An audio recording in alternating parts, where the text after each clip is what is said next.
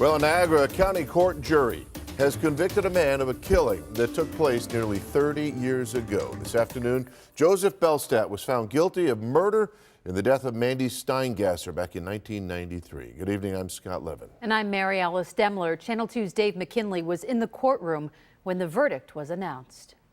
The jury announced its verdict at about 1:30 this afternoon after deliberating roughly 10 hours over the course of 2 days. Joe Belstadt had been free on $250,000 bail since his arrest 3.5 years ago, and these turned out to be what will likely be his final steps as a free man for quite some time as he entered the courtroom to hear the verdict. Among those who exchanged hugs with the Stiengasser family, who let out a cheer when the guilty verdict was announced, was 85-year-old Gabe DiBernardo. He was the lead detective on the case after Stiengasser's body was found in Bond Lake Park in October of 1993, some 5 weeks after the 17-year-old was last seen in the company of Belstadt, who was then a high school acquaintance. Oh God, my emotions just ran wild.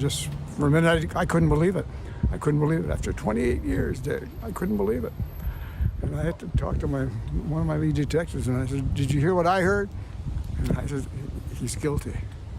After 28 years, Dave. Belstadt had long been a suspect in the case, but it took 25 years to mount the evidence to bring charges. After DiBernardo's retirement, Thomas Krantz took over the case. In 2003, he is now the city's police chief.